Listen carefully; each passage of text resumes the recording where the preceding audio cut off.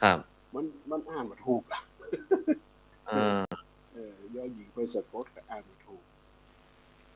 อย่างนี่คืออย่างตัวที่พยัญชนะที่มันล่ำใจนะเพราะครับนางมุนโพแกอย่างมันเนี่ยครับ เอ่อก็กับเชอสัมหามันอ่านถูกเลยอย่างนี้เป็นต้นเนาะเอ่ปัญหาอมันก็จะมีอยู่ครับอันนี้เป็นเท่าที่ฟังดูนี่ก็มีส่วนคือการออกเสียงกับอ่าบัจเจคนโดยกำเนิดเตะทำเมืองก็เลยออกเสียงล้านนาหรือว่าออกเสียงคนเมืองเนี่ยมันบัดชัด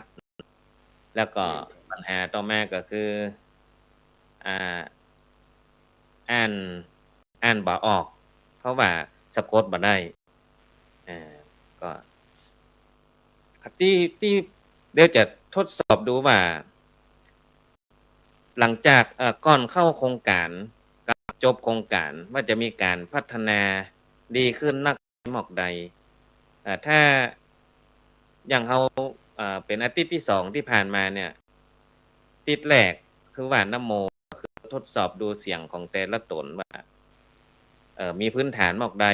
ติดแต่ว่าก็เจอปัญหาละอย่างเจอปัญหาว่าออกเสียงบัดชัดหรือว่าเตียวทำบ่คล่องเพราะว่าสะกดบ่ได้กับการออกเสียงสำเนียงมันบ่มงแต่ว่าอู้กำเมืองบัดตายอีเนาะคนบอกกันว่าอู้กำเมืองบัดตายก็มีส่วนเพราะฉะนั้นเราก็จะต้องสอนละเข้าสู่การสอนว่าต้องเตดอย่างอีเนอสำเนียงเป็นอีกำเมืองแต่เปิ้นออกเสียงอย่างอีเวลาเขาเจอในธรรมจะต้องออกเสียงว่าจะใดเนาะก็จะเริ่มถวายความรู้ละที่เปิ้นมาฮู้นะเปิ้นถึงมาเข้าโครงการเนาะถ้าเปิ้นมาเข้าโครงการแล้วเปิ้นก็จะได้ความรู้ได้เทคนิคต่างๆจากคนบ่ฮู้หยังเนี่ยก็ทำให้ฮู้นักและเก่าขึ้นฉะนั้นโครงการอย่างนี้ว่าเป็นโครงการที่ดีที่บัดล่ามมีที่ไหนเปิดนอกจากตำบลหนองหานของเฮาเนี่ยที่เปิดเป็นรุ่นสืบต่อจากวัดลอยเคราะห์อำเภอเมืองเชียงใหม่อันนั้น10กว่ารุ่นก็ผลิตนักเตะรุ่นใหม่มาจนถึงปัจจุบันนี้แล้วก็ยุดการเรียนการสอนไปก็เริ่มมาเปิดที่วัดตุงเหมือนน้อยต่อจนได้8รุ่น8ปีมานี่ละนะครับเพราะฉะนั้นโครงการดีๆอย่างนี้ถ้าบัดดีจริงเนี่ยผมว่าทุเจ้าพระเนนต่างจังหวัดคงจะบัดเดินทางไกลมาเพื่อที่จะเข้าโครงการเพราะว่าหันเป็นประโยชน์เนาะหันเป็นประโยชน์แล้วก็เปิดก่อนเข้าพรรษาสมัยก่อนนี่โครงการนี้เปิดระหว่างเข้าพรรษาแล้วก็มาตรองเพราะว่าถ้ามาเรียนกลางภาษาแล้วก็เพียจบก็ใกล้ออกภาษาไปหั่นละจะบ่ได้ใจเอาวาดบางวัดเพิ่นก็เลยเสนอมาว่าใครฮื้อเปิดก่อนเข้าพรรษาเพราะว่าละอ่อนพระเนนเรียนแล้วเพิ่นจะได้มาเทศน์ทำข้าวกลางภาษาได้ม่วนขึ้นได้ถูกต้องขึ้นก็เลยอันก็เลยเปิดโครงการนอกพรรษาคือก่อนเข้าพรรษาพอดีจบโครงการปุ๊บก็เข้าพรรษาเลยนะครับเพราะฉะนั้นได้ความเมตตาจากครูบาอาจารย์ในตำบลอย่างท่านอาจารย์พระครูสังฆรักษ์รุ่งโรจน์ชินวโรวัดป่าบงได้นิมนต์มาเป็นพระวิทยากรถวายความรู้การเทศน์อย่างก็วันนั้นท่านอาจารย์พระอธิการทิศวิระอิทธิวโรวัดสิริมงคลบุญญารามก็มาเป็นวิทยากรร่วมกันตัวนะครับนี่คือคณะสงฆ์ตำบลหนองหานของเฮานี่ดีอย่างผ่านการอบรมการเทศน์ธรรมแม้เหมือนกันหมดเพราะฉะนั้นก็มีความรู้ชุดเดียวกันครูบาอาจารย์เดียวกันก็นี่มาถวายความรู้มันก็เลยบ่แพรกอย่างกันครับมันก็ไปในทิศทางเดียวกันแต่ถ้าเอาคนละสำนักมาสอนสำนักนี้ว่าอย่างสำนักนั้นว่าอย่างเอ่อคนที่เข้ารับการอบรมก็จะงงอันใดแต่ตัวนั้นว่าอย่างตัวนี้ว่าอย่างนี้นะครับอ่าเปิ้นมีคำถามเข้ามาว่าโครงการนี้เปิดอบรมกี่วันนะครับเดี๋ยวก็แจ้งให้ได้รับทราบโครงการนี้เริ่มตั้งแต่วันที่14มิถุนายน2569นะครับแล้วก็จะไปสิ้นสุดโครงการในวันอาทิตย์ที่26ก กรกฎาคม 2569 รวมทั้งหมดแล้ว7อาทิตย์ด้วยกันนะครับโครงการนี้จะว่าเป็นโครงการระยะสั้นก็บ่สั้นจะยาวก็บ่ยาวพอให้พอดีก่อนเข้าพรรษาพอดีเลยนะครับจบโครงการปุ๊บก็แฮมสักบ่กี่วันก็เข้าพรรษาเพราะฉะนั้นเรียน7อาทิตย์ละ2ชั่วโมงนะครับในการเรียนเทศหลังจากนั้น1ชั่วโมงสุดท้าย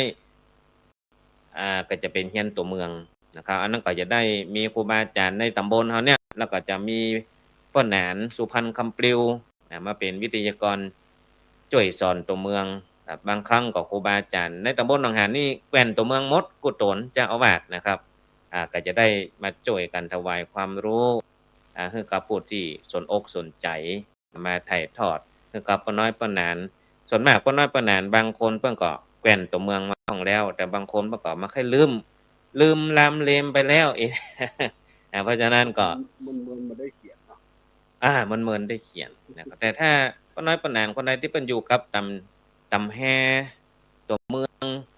เป็นปั๊บใบลานเป็นปั๊บสาที่เพิ่นอ่านใจอยู่ตลอดเนี่ยเพิ่นก็จะมีความชำนาญตัวเมืองนี่อาศัยความขยันในการฝึกต้องเขียนอ่านให้มันจำอักขระพยัญชนะเวลาผสมมันก็จะจำง่ายตัวนี้มันเทียบกับตัวไทยคือตัวนี้เนาะอันนี้มันต้องอาศัยความจำแล้วก็ขยันมั่นเขียนมั่นอ่านเนาะมันถึงจะจำดีนะครับอันนี้เพิ่นมีคำถามเข้ามาอบรมกี่วันก็คือ7วันนะครับ7วัน7อาทิตย์เฉพาะวันอาทิตย์นั้นนะครับบ่ายโมงถึงบ่าย3โมงจะเรียนเทศ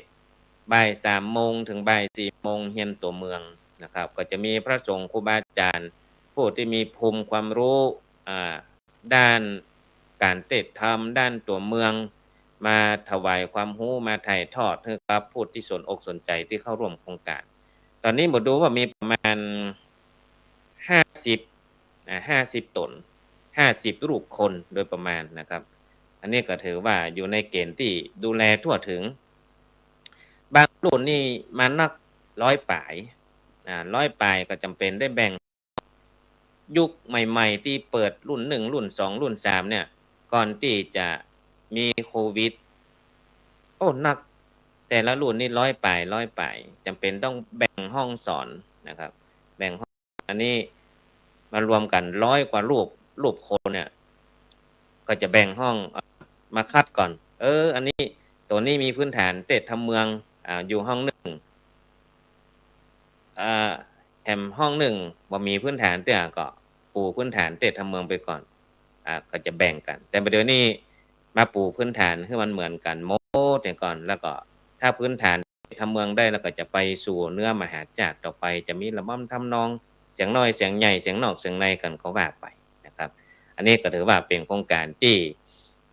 น่าส่งเสริมนะพระสงฆ์องค์ข้าเจ้าในตำบลในอำเภอถ้ามีความสนใจก็มาตั้งจังหวัดก็มีมาอย่างที่อาจารย์พระครู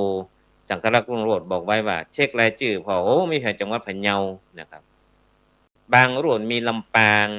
มีเชียงรายมีหมดเลยนะครับเชียงรายปีนี้มีพะเยาเพราะฉะนั้นก็ถ้ามาลูนเต้ก็จะเฮียนบัดตันเปิ้นละนะครับอันนี้ก็ถือว่ากำลังเริ่มอยู่ใน2อาทิตย์ถ้าเริ่มเข้าไปถึงกลางโครงการแล้วจะเฮียนบัดตันเปิ้นละก็คงจะได้ปิดรับการสมัครนะครับเนาะนี่ก็แจ้งประชาสัมพันธ์ไปด้วยยังก็ฮะอาทิตย์หน้านี่ตันอยู่เนาะอาทิตย์หน้าถือว่าเอาอยู่ก่อน ถ้าเปิดมีพื้นฐานเทศทำเมืองดีแล้วผมว่าก็น่าจะตามเพราะมันเป็นเกิ่งโครงการละ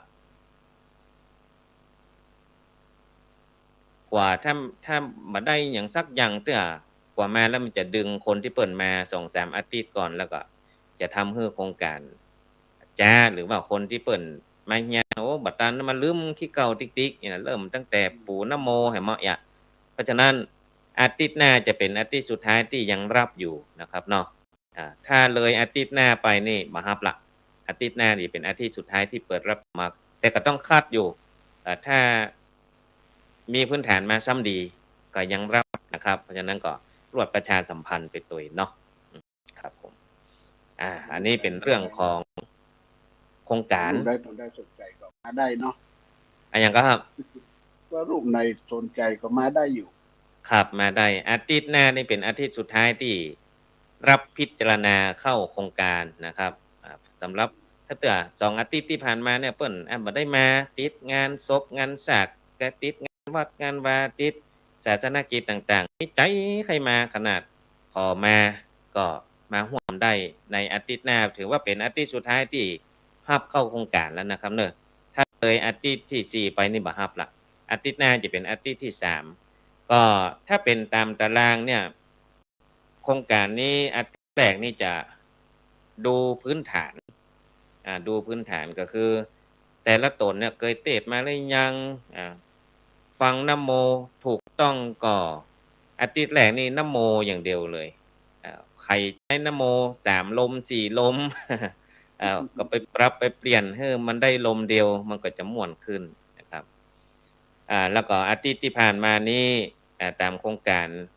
เนื้อหาก็จะเป็นเทศน์ธรรมวัตรแล้วก็จะเริ่มเข้าสู่การใส่กาบคือจังหวะการลงก็มีอยู่2อย่างลงเสียงนอก1กำใน1กำกับแบบในล้วนอันนี้เดี๋ยวก็อาทิตย์หน้าก็จะเริ่มคนเฮาจะทบทวนทำกำ1นะครับส่วนอาทิตย์ที่28มิถุนายนก็เรียนเทศน์ธรรมวัตรชั่วโมงแล้วก็จะเริ่มทบทวนการลงจังหวะการลงแล้วก็เริ่มเรียนจังหวะการขึ้นนะครับการขึ้นอาทิตย์ที่5กรกฎาคมเรียนธรรมวัตรเรียนการลงการขึ้นเหินต่ำเนี่ยเพิ่มมาเป็นอย่างแล้วล่ะอาทิตย์ที่12กรกฎาคมก็ธรรมวัตรมหาจาตุก็มีจังหวะการลงการขึ้นเหินต่ำเหินสูงอาทิตย์ที่12กรกฎาคมจะครบทั้ง4จังหวะการขึ้นการลงเหินสูงเหินต่ำอาทิตย์ที่19กรกฎาคมก็จะเริ่มใส่กาบละเพราะเราเรียนครบทั้ง4จังหวะแล้วเทศน์ธรรมวัตรเนื้อธรรมมหาจาตุนะโมมหาจาตุใส่กาบธรรมแล้วก็อาทิตย์สุดท้ายอาทิตย์ที่26กรกฎาคมเนี่ยก็จะทบทวนบทเรียนละเพราะว่าสอนไปหมดปุ่มละ 4จังหวะการขึ้นการลงเหินสูงเหินต่ำถ้าได้4จังหวะนี่แล้วใส่กาบได้ละตอนนั้นก็จะต้องไปต่อยอดไปฝึกฝนให้มันชำนาญขึ้นให้มันบัดตะกุกตะกักให้มันลบเหลี่ยมลบมุมการใช้เสียงมันก็จะทำให้ม่วนขึ้นต่อไปแล้วก็มอบวุฒิบัตรปิดโครงการในวันอาทิตย์ที่26กรกฎาคม2569นะครับอันนี้ก็7อาทิตย์ที่เข้มข้นในโครงการเฮาบ่ยืดเยื้อเอาเนื้อไปเลยนะครับถือว่าเป็นโครงการที่พระสงฆ์พระเจ้าตำบลหนองหานอำเภอสันทรายจังหวัดเชียงใหม่ได้เกาะกลุ่มรุมรากันจัดโครงการนี้ขึ้นมาเพื่อให้เป็นการสืบสาน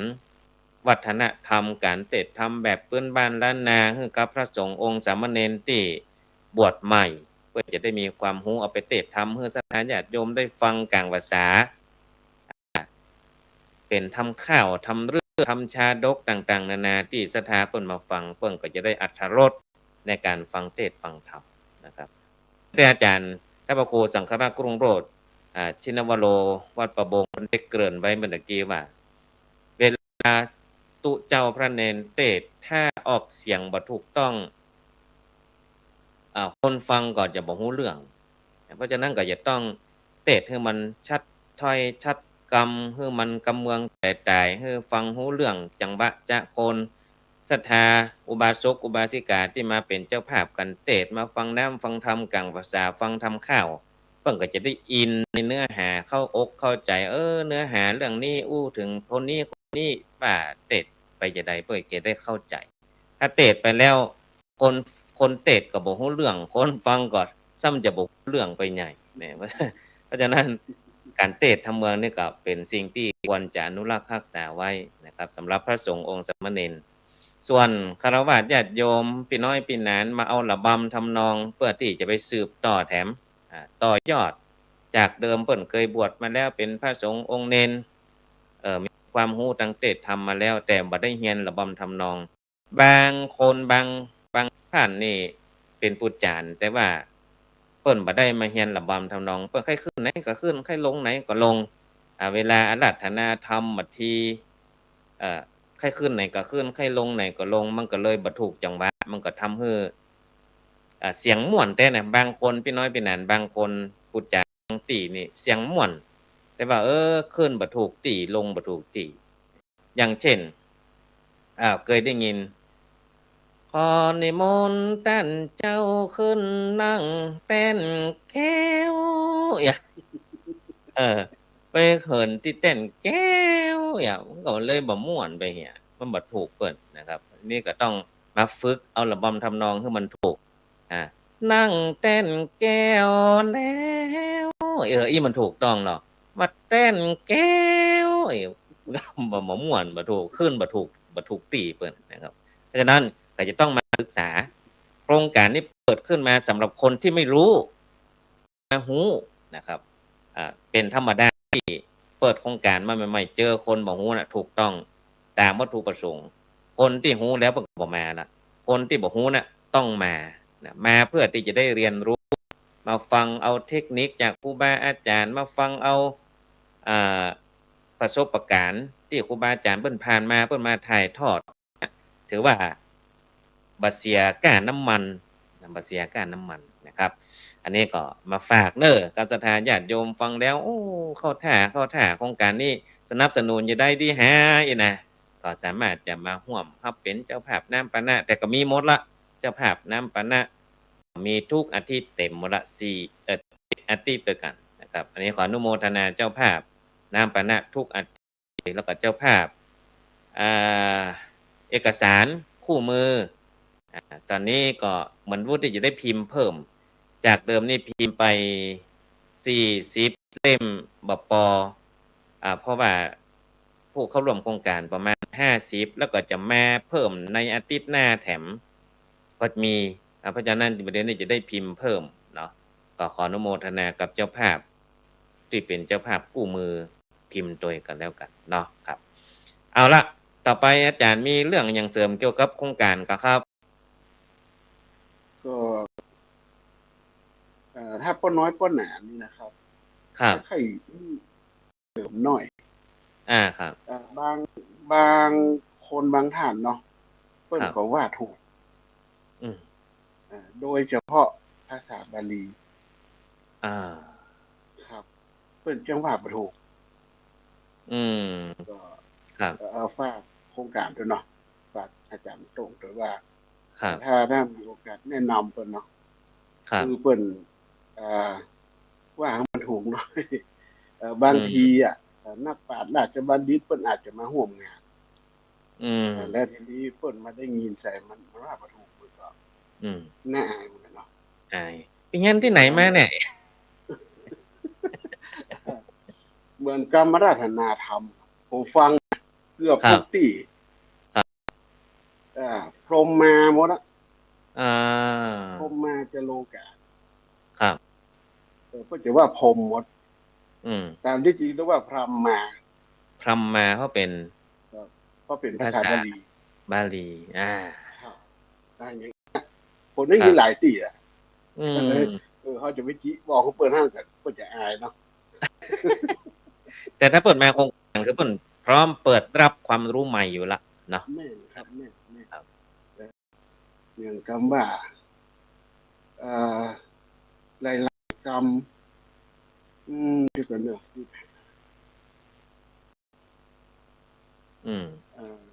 มีหลายกรรมเนาะที่มันเป็นบาลีนะครับวัจระเนาะโยคะวัจระวินัยกรรม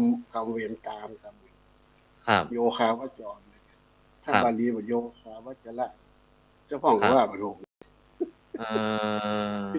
โยคาว่าละเนี่ยครับว่าไปจากนั้นน่ะลุบๆไปก็เลยฟังมันก็ตลกไปเนาะมันอาจจะมาเป็นเพราะว่าฟังมาจากรุ่นสู่รุ่นเนาะเพิ่นว่าหยังมุขขปาฐะเนาะปากต่อปากมาคุณมันได้พอตำหาเนาะได้พอตำหาความมันได้พอตำหาว่าโดยเปิ้นอย่างตะกอนเนาะตะกอนนี่กำงาม ครับสมัยผมเป็นเนนเนี่ยอีมังอิมังเนาะไม่ก็ครับตอนไปอีมังแต่แน่กับมังครับมันรูนมาเพื่อก็คณะสงฆ์เพื่อก็ไปศึกษาคันนั้นยังได้แนะนำผมมาเปลี่ยนเป็นอีตังอิตังเนาะครับจะมีอันอย่างทุกขาประมูลจันทุนี่ครับเจ้าของว่าสู้ขาไปอ่ะเออเพื่อนว่าทุกขาประมูลยุทธเหมือนกับว่าคนที่มีความทุกข์เนาะขอให้มีความสุขอย่างประมาณนั้นเนี่ยเมตตากันอีเนาะอันนี้คนที่มีความสุขก็คือมีความสุขก็คนทุกข์ก็ไม่ได้อันเนาะอันนี้คือคนที่เปิ่นมาได้เรียนบาลีมาเนาะแล้วก็จำสืบกันมาจดมาด้วยคำปากอาจจะจดผิดจดหยังไปก็ทำให้บาลีนี่ผิดเพี้ยนไปแล้วก็เลยมีการชำระใหม่คือมันถูกต้องอย่างที่อาจารย์พระครูว่าเด็กอะอีมังก็มาเปลี่ยนเป็นอีตังเนาะแต่เพิ่นเขียนเป็นอีทังเนาะอีทังเวลาคนเมืองเฮาอู้ก็จะเป็นอีตังอีตังตานะกัมมังแต่อย่างตะกี้อู้ก็จะอาจารย์มหาที่เพิ่นบอกว่าบางคนนี่บ่ใช่คนเมืองแล้วก็อ่านตามคำไทยก็จะเป็นอิทังทานะกัมมังอย่างก็จะเป็นสำเนียงภาคกลางไปถ้าอยากให้มันเมืองก็จะต้องออกเสียงให้เป็นคนเมืองกำเมืองอีเนาะอิตังตานะกัมมังนิพพานะเนี่ยถ้าจะเป็นออกเสียงไทยอ่านด้วยหนังสือก็จะเป็นอิทังทานะกัมมังนิพพานะปัจจยโยอย่าเนาะมันก็ถูกตามบาลีเปิ้นแต่มันบ่ได้สำเนียงเมืองนี่บ่ได้นะครับเนาะมันบ่ถูกพยัญชนะของบ้านเฮาครับอันนี้ก็เฮาอยากต้องเอาไปเข้าในโครงการเพื่อที่จะนำเสนอคือป้าน้อยป้าแหนนที่เปิ้นตั้งใจว่าจะมาเอาความรู้ละคนที่เข้าโครงการนี้เปิ้นบ่ใช่เป็นน้ำเต็มแก้วเปิ้นต้องเป็นน้ำพร่องแก้วเพื่อที่จะมาเอาความรู้ใหม่ถ้ายังมีทิฏฐิว่าตัวเก่าดีแล้วเปิ้นคงจะบ่มาเข้าโครงการนะครับเนาะเพราะฉะนั้นเขาจะต้องมอบสิ่งที่ดีที่เป็นประโยชน์ที่มันบ่ให้เพิ่นได้เสียค่าน้ำมันมาบ่ได้ก็ได้ความรู้ใหม่ๆไปใจแล้วก็ไปแก้ไขสิ่งที่มันผิดไปคือมันถูกต้องอย่างที่อาจารย์พระครูว่าน่ะสุดท้ายนักปราชญ์ราชบัณฑิตสลดสลันมาในงานนั้นโหพูดจาว่าไปเลยก็บ่ถูกบ่เถือเพิ่นก็จะตำหนิมาละอ๋อบ้านบ่ถูกเนาะบ้านนี้อีเหมาะแล้วก็เรื่องอู้บ่ถูกโดย2เรื่องรักษาเวลาบางคนก็เปิดห้องบ่ายหยังก็ร้อนวิชาว่าไปเหี่ยมดบ่ตกบ่เสี่ยงบ่พอเวลาจวดเวลาเพลหยังครูบาอาจารย์ก็จะเดือดร้อนก็จะต้องเพิ่นฮ้องว่าควบคุมเวลาให้ได้นะครับอันนี้ก็เดี๋ยวก้อยเอาผู้จารนี่จะต้องจับครับจำกรรมเวรตามกรรมสุมาโคตามทุกอย่างจะต้องจับแล้วทีนี้ถ้าพอเวลาถ้าเวลาบ่พอมันจนจำมาแล้วเนี่ยคุณจะต้องตัดเองถ้าคนที่พอตำหาเนาะพอประกระตือนอยู่เนี่ยมันจะรับไปจ้างรับไหนก็มาจ้างรับเนาะรับมาจ้างรับแต่ถ้าได้อยู่ในขี้ฝูงนี่ก็รับได้ละรับได้อย่างเขาก็ต้องพอเวลาถ้าเปิ้นประจำก็อย่างน้อยก็ต้องทำเครื่องหมายไว้สมมุติมันมี2ตำแหเองเนาะอันนี้ตำแหเต็มสมบูรณ์แบบเด้ออันนี้แบบฉบับย่อเด้อเฮาจะรัดที่ไหนถ้าเวลามันบ่พออีนั่นนี่ก็จะต้องสอนเทคนิคให้เปิ้นเนาะครับเนาะอย่างพระสงฆ์องค์สามเณรเฮาก็เหมือนกันเวลาเทศธรรมถ้าเทศบรรยายแต่ว่าแบบอ่านคัมภีร์เนี่ยอ่านคัมภีร์เนี่ยเพิ่นก็บ่จ้างรัดเหมือนกันก็จะต้องคนเฮาเนี่ยถ้าบรรยายนี่ถ้าคนเมืองบ่แบบเอาเกินไปไกลครับว่ามีที่ลงนี่นะว่าบ่จบเด้อนี่นะก็ต้องรักษาเวลาการแสดงธรรมการสุมาโคตานการปฏิญาณอย่างน้อยๆนี่กรรมสุมาโคตานนี่ขอให้จำได้ครับจะไปคันลึกตึกตักมาป้าน้อยป้านานขอมาเป็นผู้จานกำล้อไหว้พระรับศีลก็จะมีสุมาโคตานบ้านเฮานี่ภาคเหนือเฮานิยมสุมาโคตานเพ ราะว่าอย่างอาจารย์โคว่าครับ เป็นอย่างต้องมีกรรมสุมาโคตานภาคเหนือเขานี่ ครัวตานี่มันจะต้องดากันหรอเนาะครับมันมีวันดาหรอกบ้านเฮานี่บรรดาเขาบรรจัดดาก็คือมันจัดของเนาะวันจัดของจัดเตรียมทุกอย่างครับ แล้วทีนี้ด้วยเอ่อกิริยาอาการหรือว่าอย่างต่างๆเนี่ยอาจจะพลั้งเผลอไปอย่างกับไปอะครับครับ ด่าละอ่อนห้องอย่างห้องเพื่อกันเลยแต่จะต้องมีการสุมาโคตามอืมก็นักปราชญ์บ้านเฮาก็เน็ตรจนาประพันธ์กรรมสุมาโคตามขึ้น ครับเรียกว่าได้ประมาทได้ออกปากกรรมดีบางงามได้ด่าละอ่อนห้องข้ามกายของที่จะตานห้องเพื่อนหัวมันบริสุทธิ์ครับก็เลยบ้านอื่นเมืองอื่นมีก็ครับผมว่าภาคเหนือจะมีแต่ว่าภาคอื่นน่าจะมีอย่างภาคกลางนี่มันมีแน่นอนอีสานนี่ผมก็บอกหูว่าก็จะมีก่อนเนาะครับแต่ว่าบ้านเฮานี่มีแน่นอนอยู่แล้วเพื่อนหัวควตานบาสะอาดมดใสบางหัวเป็นบ้าครับ ประมาณนั้นก็จะต้องตามให้เที่ยวเจ้าสามประการบ้านเฮาไม่ตามพระพุทธเลยหรอกครับมีกันพระพุทธอย่างบางงานอย่างที่ไปหันมาส่วนมากแล้วภาคเหนือเฮานี่โดยเฉพาะเชียงใหม่ลำพูนเต้าที่หันก็จะมีการสุมาโคตานอย่างที่คู่กัน แล้วก็จะมีน้ำส้มปล่อยน้ำขมิ้นส้มปล่อย เอาวางบนขันแล้วก็ว่ากำสุมาโคตานแล้วก็จะเอาน้ำขมิ้นส้มปล่อยน่ะไปพรมหมายถึงอะไรอย่างครับหมายความว่าจะได้ก็เหมือนเขาไปขอสุมาเนาะเหมือนเขาไปหัวสุมาผู้ใหญ่เนี่ยครับมีน้ำขมิ้นส้มปล่อยมีดอกไม้ถูกเทียนไปขอสุมาและที่เอาพรมนั่นเพราะว่าคือมันบริสุทธิ์เนาะบริสุทธิ์ขอสุมาบนเดินเหมือนเขาปีดำหัวปีใหม่อ่ะเพราะว่าถ้าดำหัวปีใหม่เนี่ยดำหัวคนหรอถ้าคนที่เขาดำเปิดก็จะเอาน้ำเอามือไปจุ่มน้ำแล้วก็มาลูบหัวลูบอย่างเปิดแต่อันนี้การมันสามารถที่จะเอามือมาจุ่มได้เขาก็ต้องไปพรมเอา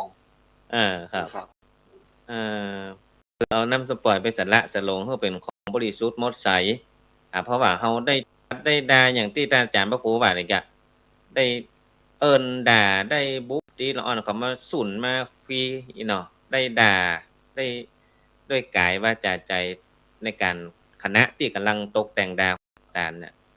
มันมีความเศร้าหมองหรือความมีมันมีมนทินเกิดขึ้นเนาะได้ได้เตียนความบ่สะอาดอย่างพ่องได้ว่าอย่างก็ไปก็เอาน้ำขมิ้นส้มปล่อยไปพระไปผายสุมาเพื่อได้เป็นของบริสุทธิ์หมดใส่ก่อนที่จะยกยอตานแก่พระเจ้าทั้ง3ประการพระพุทธพระธรรมพระสงฆ์เพราะว่าบ้านเฮานี่มีกันพระเจ้ามีกันพระพุทธเกิดถวายเป็นพุทธบูชาอีเนาะเฮาก็จะต้องสละสลงเป็นของดีให้มันสะอาดหมดใสก็เลยต้องมีการสุมาโคตานแล้วกรรมสุมาโคตานก็สำคัญที่ป้อนหนานเนี่ยจะต้องจำแล้วก็ว่าคือถูกเดี๋ยวถ้าโอกาสหน้ามีเลยจะได้เอามาว่าให้ฟังมันก็มีแบบบาลีก็มีแบบเป็นโวหารก็มีนะครับนี่ก็แปะไว้ก่อนเดี๋ยวก็มาว่าให้ฟังเวลาตอนนี้ก็47 นาทีแล้วเป็นเวลาอย่างก็ครับว่าไหนก็ได้ยินข่าวว่าต้นไปแอวไปทัศนศึกษาไปทัศนศึกษาที่ญี่ปุ่นศาสนาสัมพันธ์ใครคือเล่าให้ฟังว่าญี่ปุ่นบ้านเมืองเปิดเป็นจะได้นี่ส ศรัทธาบางภาคบางคนก็ยังบ่ได้ไปเทื่อเนาะอ๋อครับ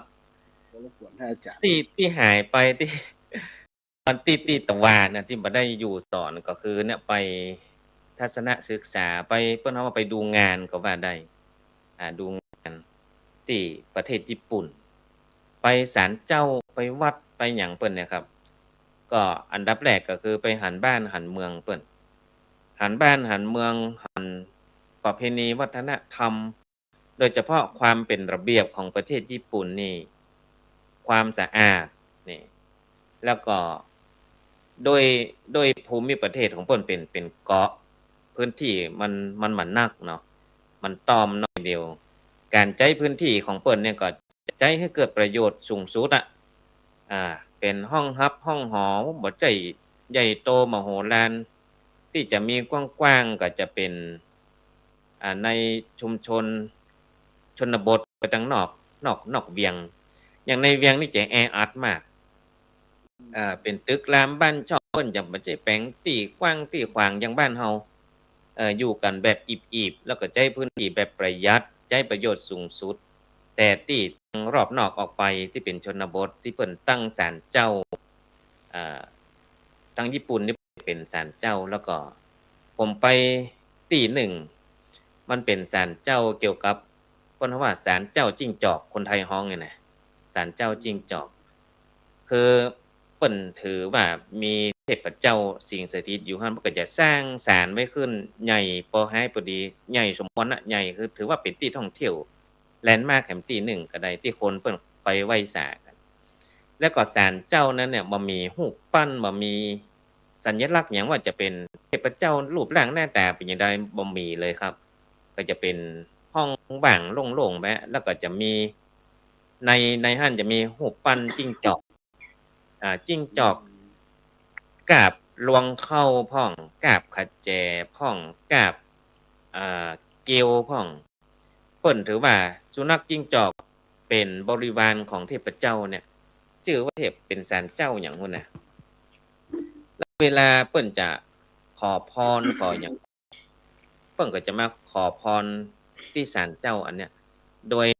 มาบอกคือกับสุนัขจิ้งจอกเป็นตัวพาหนะเหมือนกับถ้าเป็นศาสนาที่อย่างพิฆเนศก็จะมีหนูเนาะแต่ศาลเจ้าอันเนี้ยก็จะเป็นสุนัขจิ้งจอกเป็นสุนัขจิ้งจอกแล้วก็คนญี่ปุ่นเนี่ยเพิ่นจะมีเรื่องเกษตรเป็นอันดับหนึ่งมีเกษตรมีประมงเพราะว่าเพิ่นอยู่กลางทะเล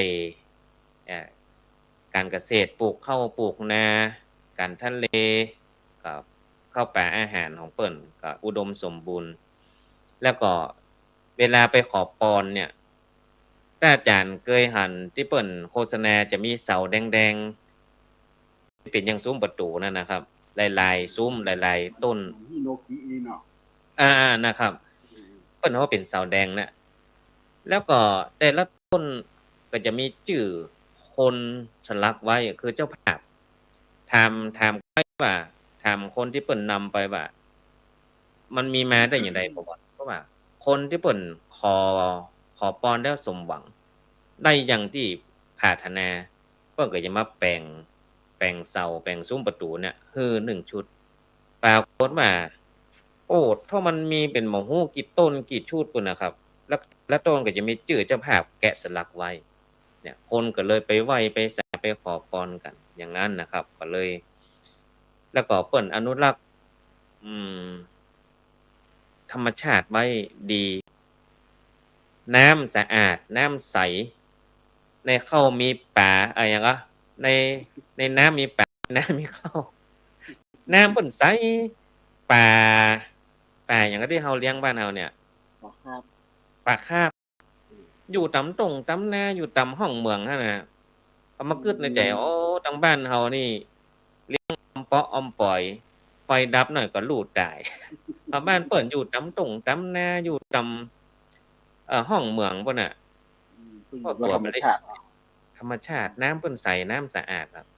เหตุเพราะว่าน้ำสะอาดเพราะว่าเปิ้นแยกขยะผมมาตรองพอแล้วก็พอกฎหมายเกี่ยวกับความสะอาดเปิ้นเข้มแข็งทุกครัวเรือน เปิ้นก็จะมีความรับผิดชอบ โดยการที่แยกขยะอาจารย์ครับ แยกขยะพวกบ้านในประเทศญี่ปุ่นซ่อหาถังขยะยากมาก ที่วางตามสาธารณะนะครับ ยากมากไม่ค่อยมี เพราะว่าแต่ละคนที่เกิดขยะมาแล้วต้องเอาปิกไปบ้านไปแยกไปอย่างแล้วก็เป็นของเสียต่างๆนั้นแต่ละบ้านเพิ่นก็จะมีที่บำบัดของเพิ่นอย่างน้ำเสียน้ำอย่างที่จะลงไปสู่สาธารณะน้ำคลองน้ำเมืองของเพิ่นเนี่ยเพิ่นเฮาว่าหยังก็ยะคือดีแล้วก่อนจะปล่อยลงไปนะครับ จะมีถังแซกถังหยังเนี่ยบำบัดเสียก่อนที่ลงไปบ้านเปิ้นก็เลยสะอาดสะอ้านแล้วก็ขยะไม่ค่อยมี